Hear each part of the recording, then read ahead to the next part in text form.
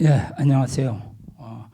오늘 제가 말씀드리려는 제목은 직접 주관권 시대라는 제목 가지고 말씀드리겠습니다.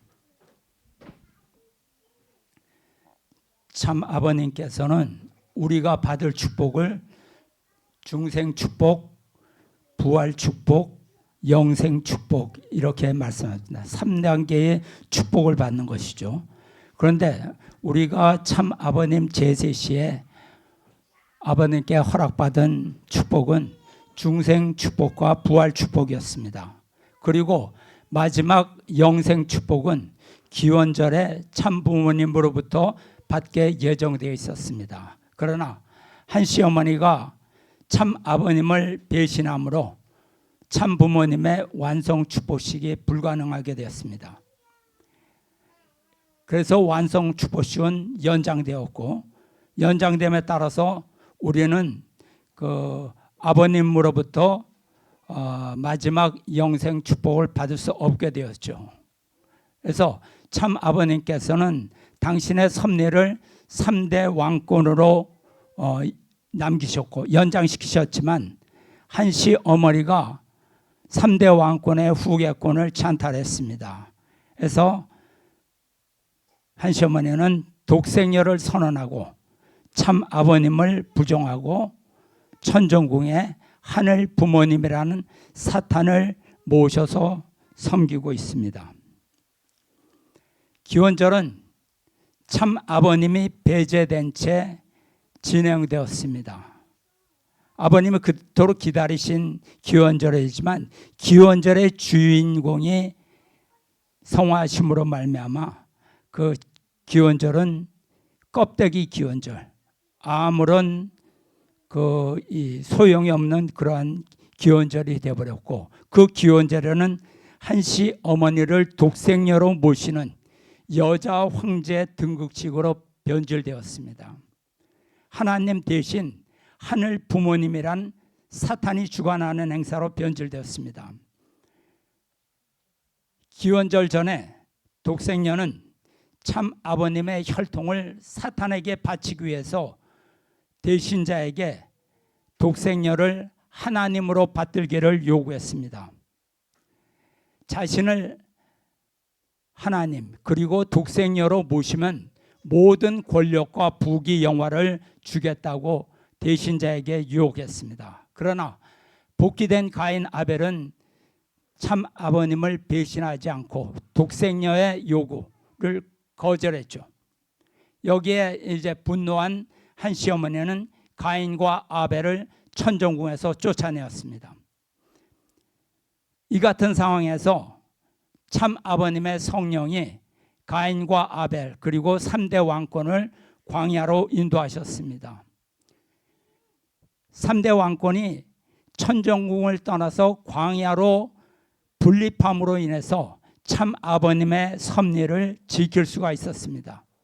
그렇기 때문에 사탄은 가정연합의 물질적 기반에는 침범할 수 있었고, 가정연합의 신도들이 당시 축복 가정들이 독생녀를 모심으로 말미암아 가정연합의 식구들한테는 침범할 수 있었지만 참 아버님의 섭리, 3대 왕권을 중심으로 연장된 참 아버님의 섭리에는 침범할 수 없었습니다. 이런 승리의 터전 위에서 문형진님을 중심한 참 아버님의 성령 역사가 시작된 것입니다. 이러한 기대는 가인 국진님이 아벨 형제님을 2대 왕으로 모심으로써 복귀가 된 것입니다. 그래서 국진님은 천주사적인 가인 아벨의 장자권 복귀 섭리를 실체적으로 승리하여 종결시켰습니다. 뿐만 아니라 천일궁을 2대 왕님에게 봉헌함으로써 3대 왕권이 천일궁에 입궁하였습니다. 그리고 가인 아벨이 강현실님을 참 어머니로 찾아 세워서 참 부모님 완성 축복식을 봉헌하였습니다. 이로써 참 아버님은 가정 완성을 이루셨습니다. 사위 기대가 완성되었고 천일국 건설 섭리가 비로소 출발한 것입니다. 그 후에 천일국의 이대왕님은 참 아버님의 고난권으로 돌아온 가정에게 성령의 은총을 베푸셨습니다. 종족왕 대관식을 통해서 참 아버님의 영원한 자녀로 등록되는 영생 축복식에 참여하게 되었습니다. 이렇게 3대 왕권을 모시는 종족왕들은 참 아버님의 성령의 은혜를 입을 수 있게 된 것입니다. 이후 3대 왕권을 모시는 축복 가정에게 참 아버님의 놀라운 성령 역사가 일어나고 있습니다. 이미 참 아버님의 성령과 사랑, 은혜, 은총을 경험한 가정들이 많이 나타나고 있습니다. 그리고 우리는 하늘편 황족으로서 만왕의 왕을 모시는 종족 왕과 왕비로서 왕관을 허락받았습니다. 참 아버님의 성령 역사는 3대 왕권을 중심으로 모시는 가정을 통해서 일어나게 되는 것입니다. 예수님의 당시에는 개인을 중심으로 성령이 임하여 제자들과 성도들을 이끌어 가셨습니다.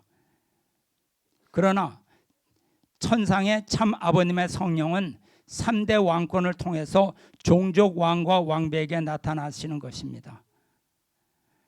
종족 왕과 왕비 가정들이 사탄의 주관권을 벗어나서 참 아버님의 성령을 받아서 생활하는 그러한 시대입니다. 이제는 하나님의 주관권 안에서 참 부모님의 말씀을 직접 받고 자녀로서 생활하라는 그런 말씀입니다. 그리고 천사를 포함한 만물을 중화하라는 축복의 말씀을 이루는 시대에 들어왔다는 뜻입니다. 참 아버님의 자녀란 어떤 것이냐? 그 위치는 참 아버님과 직접 통하는 관계입니다. 따라서 우리는 매일의 생활 속에서 참 아버님의 말씀을 직접 받고 실천하도록 노력해야 합니다. 이것이 바로 훈독 생활이죠. 그리고 훈독 생활을 통해서 우리는 모심의 생활을 할 수 있는 것입니다. 종족 왕과 왕비 가정은 참 아버님의 말씀과 이대 왕님의 말씀을 중심으로 생활해야 됩니다. 그러나 우리 주위에는 우리로부터 우리가 말씀을 직접 받지 못하게 하고 우리를 주관하라는 그러한 세력들이 있습니다. 자기가 참 아버님의 말씀을 대신 받아서 너희들을 잘 인도해 줄 것이니 자기를 통해서 말씀을 배우라는 것입니다. 이런 사람들이 우리의 내부에 있는 것이죠. 사실 외부의 적들은 눈에 쉽게 보여서 우리가 쉽게 경계를 할 수 있지만 내부의 적들은 분별이 쉽지 않습니다. 왜냐하면 그들은 항상 우리와 함께 있고 모범된 신앙자로 비춰지기 때문에 많은 사람들이 신뢰하고 있습니다. 그래서 일부 영통인이나 지도자들이 참 아버님의 위치를 대신해서 종족왕을 주관하려고 합니다. 이것은 우리가 하나님의 자녀로서 하나님께 직행하는 길을 혼란스럽게 만드는 그런 결과가 됩니다. 그들은 그럴듯한 유혹으로 종족왕들의 직행하는 그러한 길을 막고 자신의 울타리 속에 가두려고 합니다. 여러분, 제 말을 오해하지 말기를 바랍니다. 제가 드리는 말씀은 누가 주장하는 그 내용이 원리적이냐 비원리적이냐 이런 문제가 아닙니다.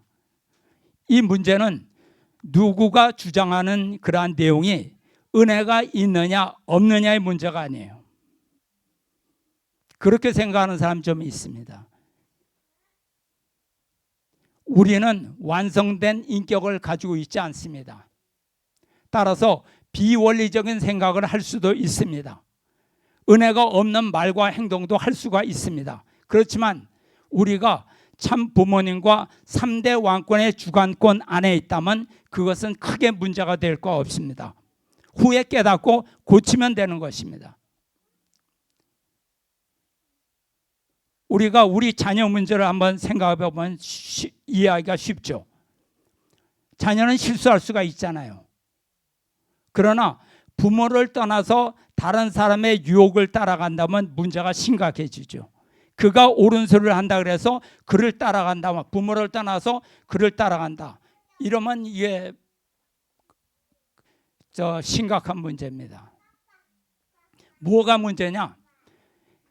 그러한 것은 구조 자체에 문제가 있다는 것입니다. 원리적인 질서를 지키지 않는다는 것이죠.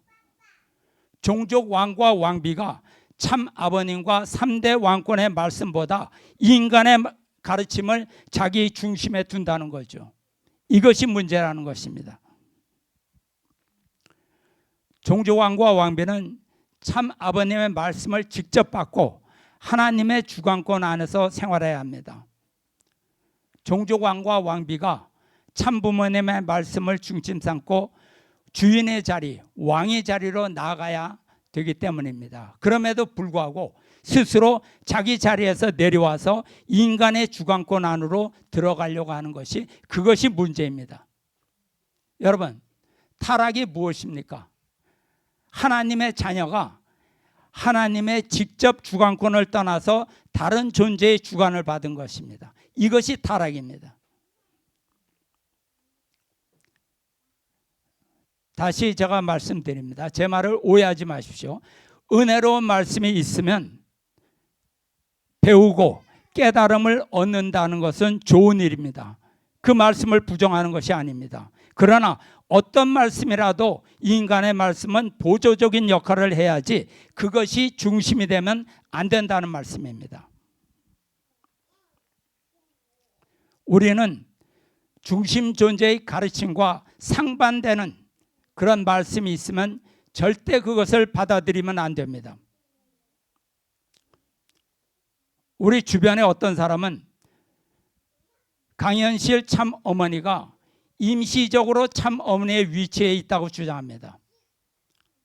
한 시어머니가 회개하면 다시 참 어머니로 올라가고 강현실 참 어머니는 내려와야 된다고 합니다.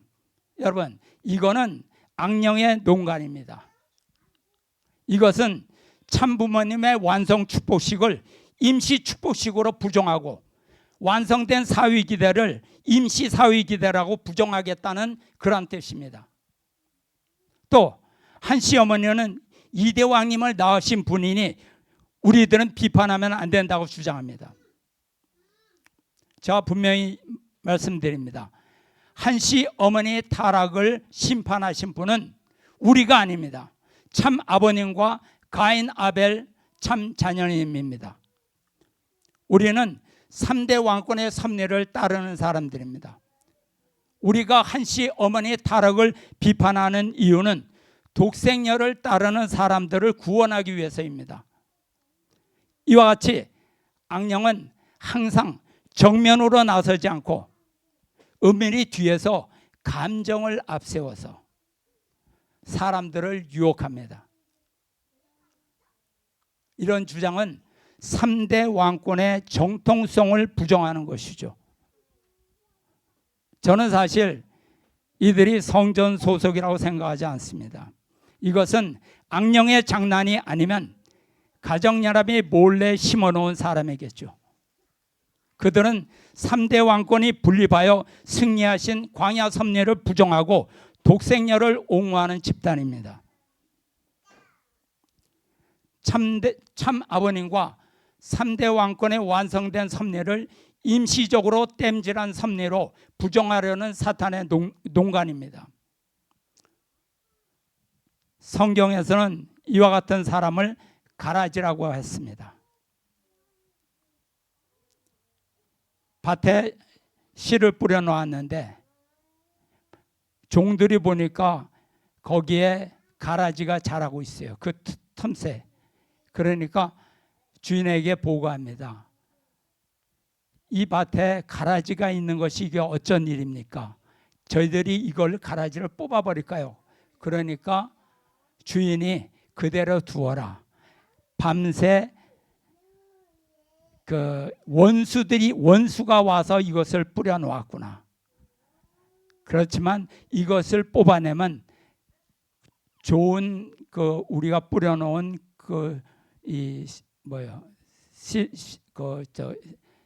밀이니까 밀인가요? 그것도 같이 뽑을까 봐 두렵다. 그러니까 끝날까지 놔뒀다가 끝날에 다 자란 후에 그것을 뽑아서 불태워 없애겠다.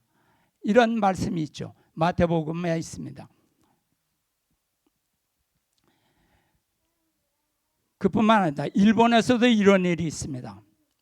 참 아버님의 성령으로 자기가 본체론을 새롭게 썼다고 주장하는 사람이 있습니다. 저는 그를 만난 적도 없고 그에게 관심도 전혀 없는데 계속 예배 말씀에서 저에 대해서 시비를 걸고 있습니다. 사실 그런 사람에게 대응할 필요조차 느끼지 않지만 7, 8차례 계속 나를 공격하고 있으니 그에게 한마디 하겠습니다. 그가 주장하기를 그가 만든 본체론을 이대왕님에게 보냈다고 들었는데 일체 반응이 없었다고 합니다. 사실 세계 각지에서 많은 사람이 이대왕님께 찾아옵니다. 그렇지만 이대왕님은 원리적이 아니면 일체 상대를 안 하시죠. 참 아버님도 그러셨죠. 원리적인 것이 아니면 상대를 안 합니다. 참 아버님께서 후계자를 세워주셨습니다. 그렇다면 본체로는 반드시 이대왕님의 인정이나 허락을 받은 후에 공개해야 하는 것입니다. 그러니 자기가 받은 본체론에 대해서 이대왕님께서 인정한 사실이 없으면 설치지 말아야죠. 이것이 원리적 질서입니다. 질서를 지키지 않는 사람은 성전 식구라고 할 수가 없죠. 그는 참 아버님의 성령이 자기에게 직접 오셔서 자기가 본체론을 쓰라고 말씀을 받았기 때문에 본체론을 썼다고 주장합니다.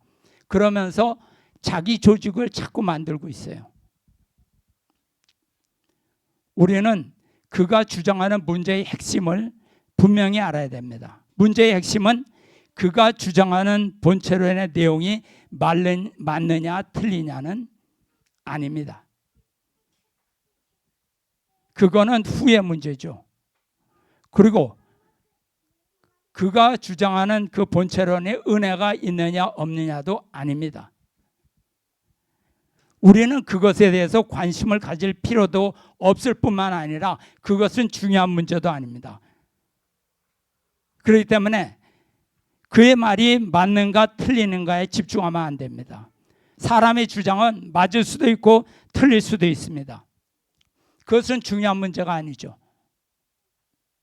우리가 집중해야 할 것은 그의 행동이 3대 왕권의 질서와 체제 속에 있느냐 아니냐입니다. 그가 참 아버님 3대 왕권의 주관권 안에 있느냐 밖에 있느냐가 중요합니다. 주관권 안에 있으면 질서를 지켜야죠. 주관권 밖에 있다는 것은 원리적 질서도 지키지 않고 기본적 질서도 지키지 않는 개인 활동일 뿐입니다. 원리를 조금이라도 이해하는 사람은 그런 주장에 관심을 갖지 않아요. 그의 개인적 신앙에 대해서 제가 상관하고 싶지 않지만 결국 그런 사람의 가는 길은 정해져 있습니다. 초창기 식구 이명이라는 분이 참 아버님께 질문을 했다고 합니다. 뭐라 그랬냐면 통일교회에 들어와 보니 여러 식구님들이 영통을 하고 영계의 지시를 받으며 신앙생활을 하는가 하면 아주 신령한 기준까지 오르는 듯한데 저는 그런 체험이 전혀 없습니다. 이것이 어찌된 일입니까? 어떻게 하면 영통이 가능하고 영교와의 소통이 가능합니까? 이렇게 참 아버님께 질문했습니다.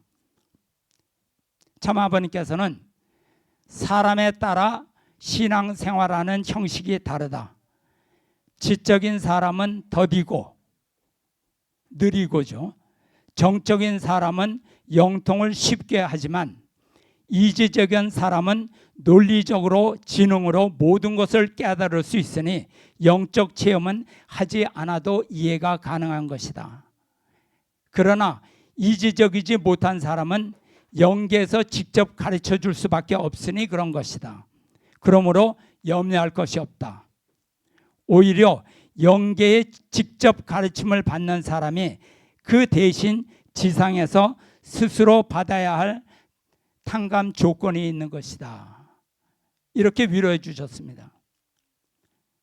그러므로 사람은 하늘이 내게 허락해 주신 대로 그렇게 생활하면 되는 것입니다. 그렇게 신앙하면 되는 것이에요. 누구처럼 돼야 좋은 신앙이고 누구처럼 해야 신앙생활을 잘하는 것이 아닙니다. 오히려 영통인들은 영인의 주관을 받기 때문에 3대 왕권을 모시고 따르기가 쉽지 않습니다. 원리 부활론을 보면 영인체는 육신을 떠나서는 성장할 수 없다고 했습니다. 부활할 수도 없다고 했습니다. 따라서 완성하지 못한 영인은 자신의 사명 부분을 이루기 위해서 지상의 성도들에게 협조하는 것이죠.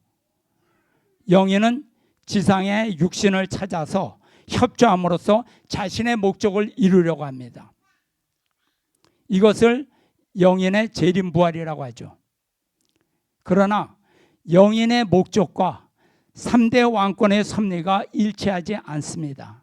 따라서 영의 주관을 받으면 3대 왕권의 섭리에 참여하지 않고 영의 뜻을 중심하고 활동하는 모습을 우리는 많이 보게 됩니다. 영통인 중심의 조직을 만들어 자기 조직의 발전을 위한 행동을 하게 되는 것이죠. 여러분, 악은 항상 우리 주위에 있습니다. 이대왕님께서는 천일국이 세워져도 악은 존재한다고 말씀하셨습니다. 왜냐하면 천일국의 문화는 자유와 책임의 문화이기 때문입니다.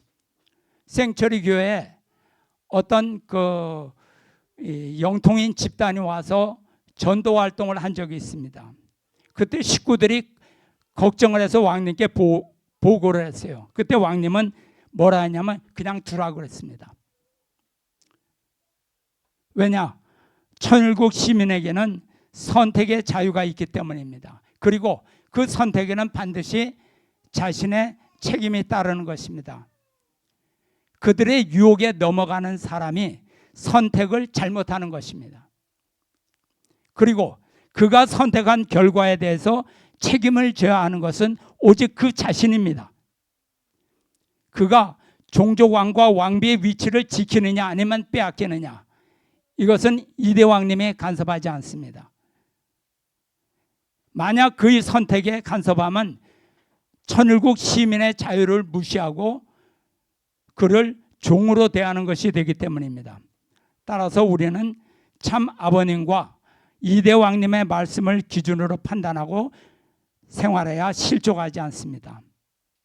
그리고 참 아버님께서 다하지 못하시고 영계에 간 그 나머지 말씀은 이대왕님을 통해서 우리에게 주고 계십니다. 그것이 질서입니다.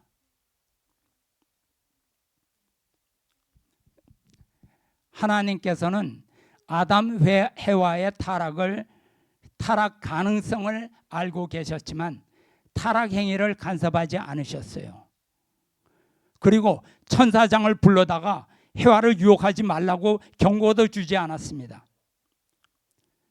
그리고 타락한 다음 그 책임은 천사장의 유혹을 선택한 아담 해와에게 있는 것입니다.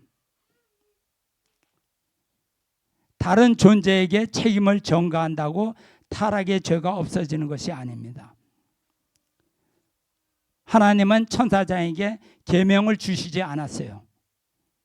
아담 해와에게만 계명을 주셨습니다. 자기 창조를 통해서 완성하여 창조성을 가지고 만물을 주관해라, 천사도 주관해라, 이런 말씀입니다.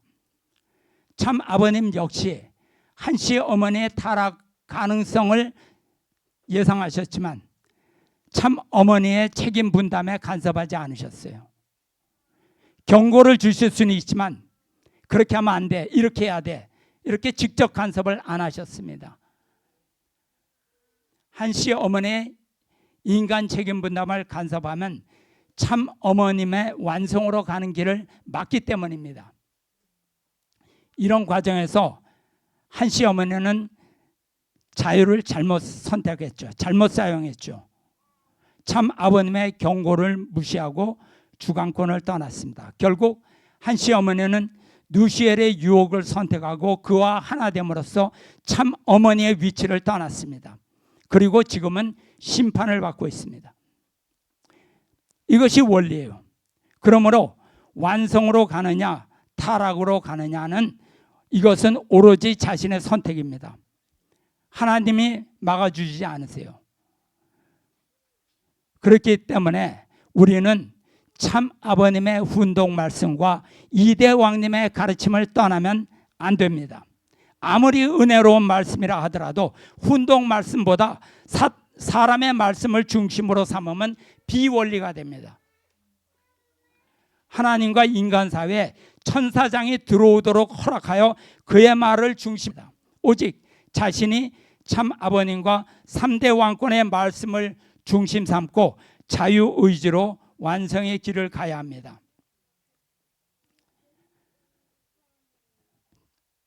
참 아버님께서는 이미 책으로 1500여 권에 이르는 많은 말씀을 우리에게 주셨습니다.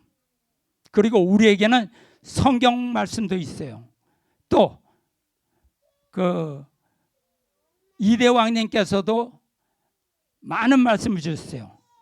참 아버님께서는 훈독을 생활하는 가정에는 사탄이 절대로 침범하지 못한다고 말씀하셨어요.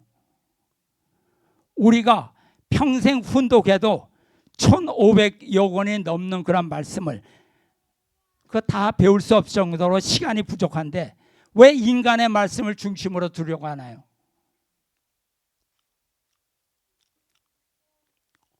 우리는 현재 이대 왕님으로부터 실제 천일국 시민의 생활한데 기웃기웃합니까?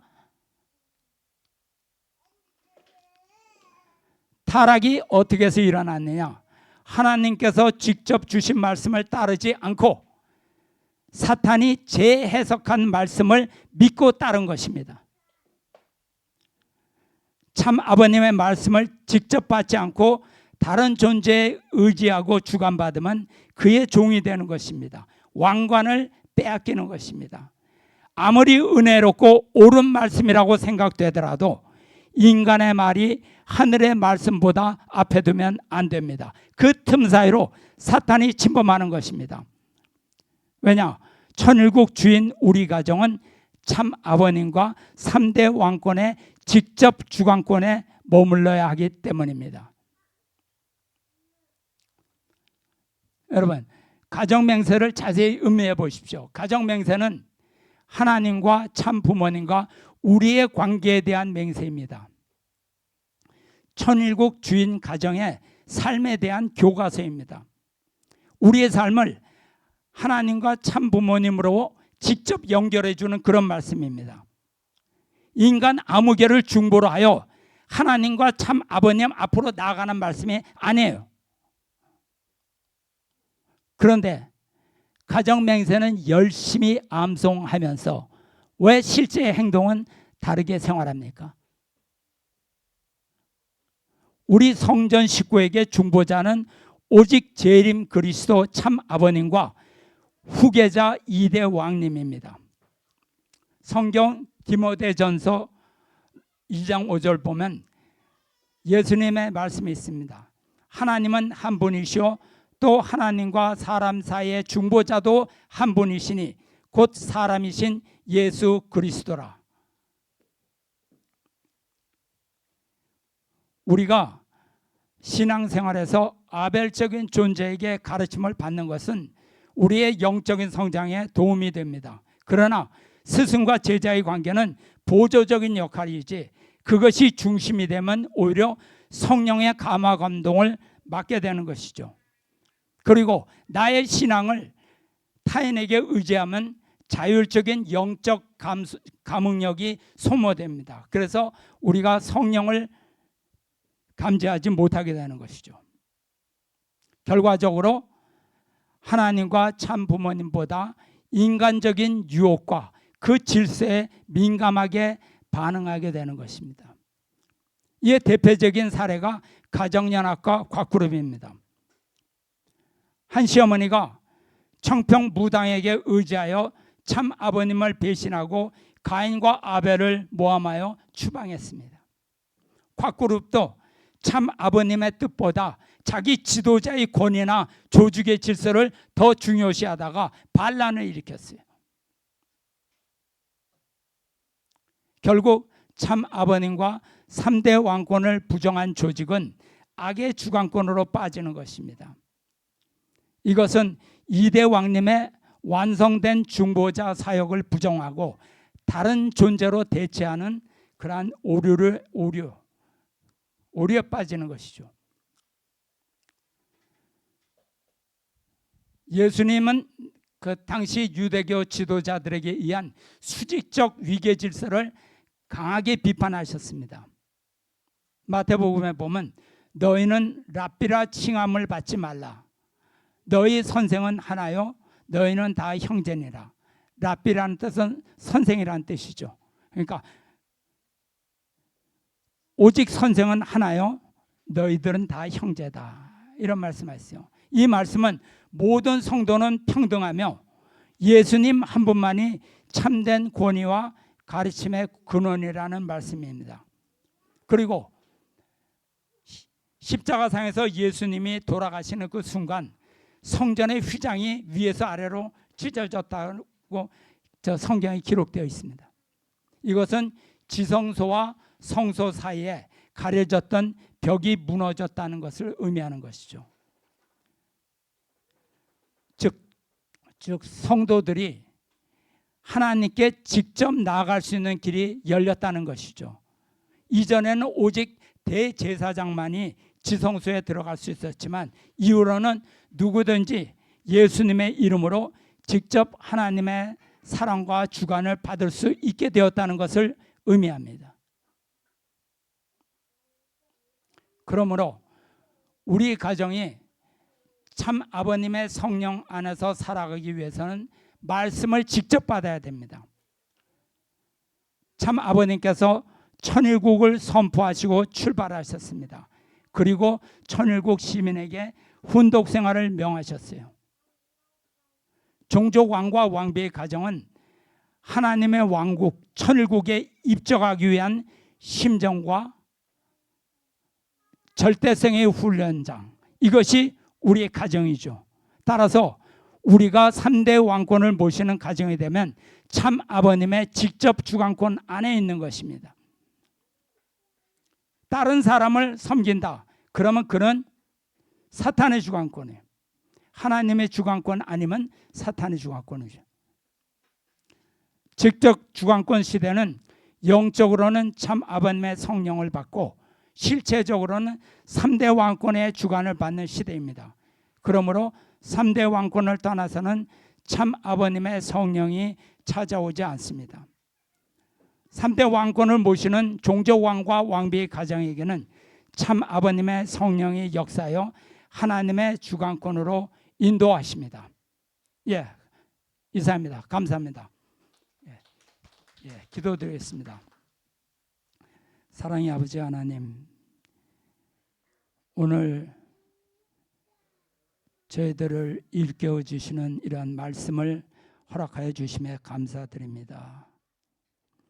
우리들이 신앙생활을 하다 보면 우리들은 완성된 인격이 아니기 때문에 우리는 부족함을 느끼고 또 부족함을 통해서 다른 사람을 보게 될 때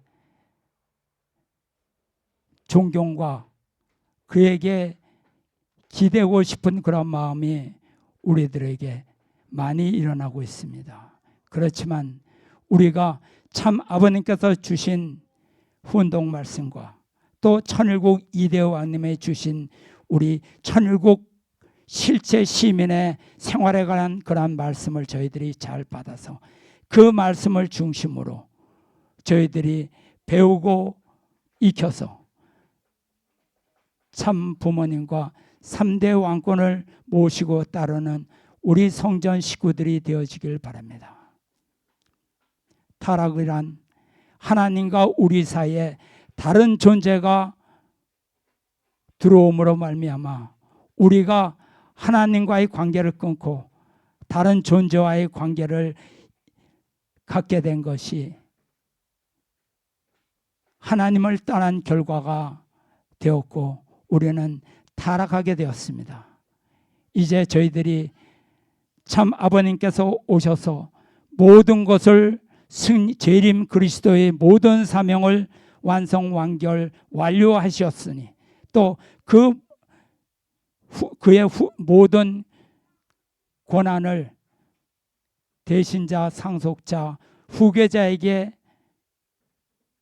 이양하셨으니 우리가 이 시대 천상의 참 아버님과 지상에서 섭리하시는 3대 왕권을 따라 그의 말씀을 배우고 저희들의 모심의 생활을 하게 된다면 저희들은 하나님의 주관권 안에 있는 것이라는 것을 알게 됩니다. 그 자리는 사탄이 일체 틈타지 못한 자리오니 우리가 말씀을 따라서 저희들이 항상 하나님과 참 부모님과 3대 왕권 속에 거할 수 있도록 인도하여 주셨기를 바라고 원할 때 축복 주신 가정 권영필 모리타 유고 가정의 이름으로 보호하고 하렸사옵나이다.